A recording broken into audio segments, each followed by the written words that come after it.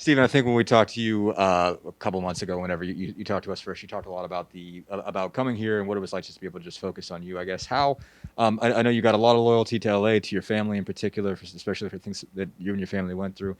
How tough was it to come to that conclusion that you needed to go away from LA, and what kind of value has that had so far? What's it been like? Not being at home, being able to step away and just focus on you. It was a very tough decision, leaving one of my dream schools, leaving so much family behind, leaving so much friends behind, and a lot of opportunity that's out in Los Angeles also. But I think it was what I needed to take a further step in my life. You know what I mean? And I think it's good that I'm out here on my own because this is the first time I've actually moved out. I got to learn a lot about myself. And in terms of football, man, I'm just like you said, it gave me a lot of time to focus. I'm tuned in now, I would say, and everything's going how it needs to go, God willing. Stephen, it's always nice to have an outsider's perspective on things. And now that you're here, um, you when you were at USC, you had top 25 type teams and such, and a lot of talent around you. Now that you're here and see what you have around you here, how does that compare to what you've been through, and what sort of challenges do you see this team being able to take on during the course of this season? Um, Man, I love all of the talent that's here, man. It's amazing. It's crazy seeing both sides of the Pac-12 and the Big Ten because I know not too many people transfer. Well, there's a lot of people who transfer, but it's a very unique situation that I'm in, man. And I love being in this position because it just gives me a whole nother perspective on college football. These guys here are a little bit more bigger. You know what I mean? And that helps me bring another uh, helps me put some more tools into my toolbox for going to the next level, if that makes sense. And I forgot the end part of your question, but yeah, yeah, it's amazing. I think we're gonna win a lot of games this year, and we headed for that Big Ten championship, but we just got to stay focused and keep preparing how we are right now. We've learned your nickname, Buddha. First of all, how is it spelled? And I guess we heard a story that your mom gave you the nickname. I don't know if there's a story behind that or why Uh, people call you Buddha. it's spelled Booda. That's what my family called me. Uh, so I think I got the name from my mom, obviously, and my big sister. They said my big sister used to just go up to her stomach, like when I was inside of her. Used to go up to her stomach and just say Buddha, Buddha, Buddha, and it just stuck. And yeah, shout out to my big sister. Love you.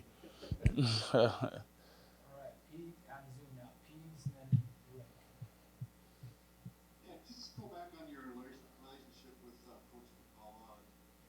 McCullough. Was it an easy look to Indiana with him being there, and what has he meant to you over the years? Yeah, it was a no brainer. You know what I mean? It was a no brainer. Knowing that it's crazy because I think it was just all God's timing. By the time I entered the portal, that's when I figured out that he was coaching here, and the time that or what it's meant to me being in good relationships with Coach McCullough has been a lot. He's taught me more about the game than I think I would have learned from any other coach. And I've learned a lot from my coaches at USC that I've had after him. Uh, Coach Jinks and Coach Drevno, they were amazing coaches. They taught me a whole lot. But it's amazing just reuniting with Coach McCullough because we have a whole lot of history back at SC, and it's kind of like he's holding me to that high standard that he still has the first day we met. Nothing has changed, and it's amazing to have that feeling. Yeah, Stephen, everybody who follows college football knows that the tailback position at USC, along with the quarterback job at Notre Dame, are two of the most prestigious things in college football. Reggie Bush and OJ and Marcus Allen, all those dudes. Did you feel pressure at all playing that spot or expectations at USC? It's always going to be pressure anytime you step on the field, wherever you go. You know what I mean? You want to be at your best when it counts the most. But I would definitely say like how I started off. It's always pressure, but it just all depends on how you willing to prepare for that pressure. You know what I mean? You got to be prepared for the moment. You can't let that moment get to you. Uh, and yeah, man, pressure makes diamonds. At the end of the day, you gotta love being in pressure situations. You either gonna thrive or you gonna fall, and I love those type of situations. right, Jim, go ahead. And follow up on that question, really, Stephen, you talk about going from USC to Indiana and USC having the tradition, Indiana trying to build that.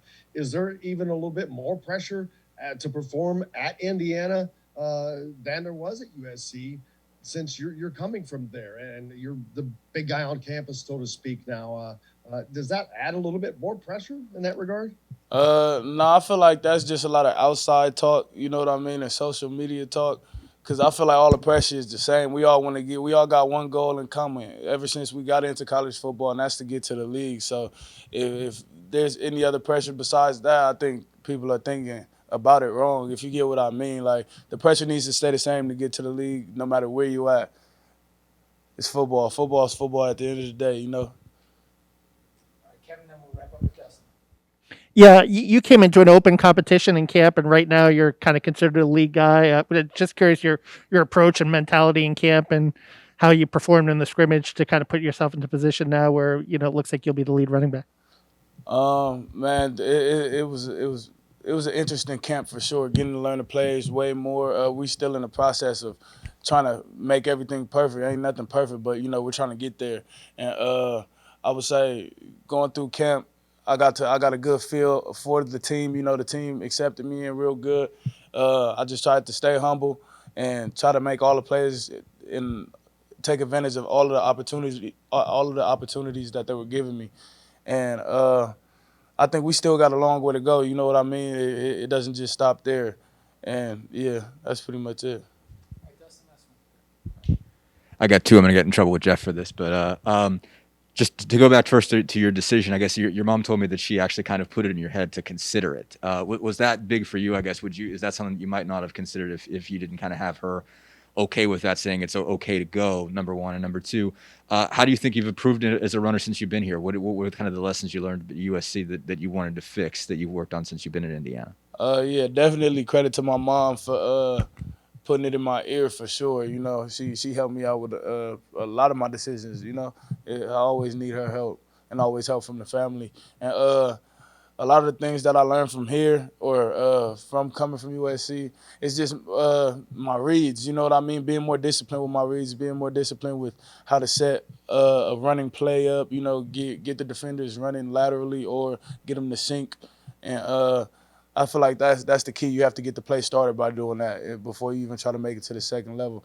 So I've just been trying to tune in on that and, just worrying about finishing the most because, it's easy to break, but do you have that stamina and that endurance to go the whole 60, 100 yards, if the O-line allows you to get that far?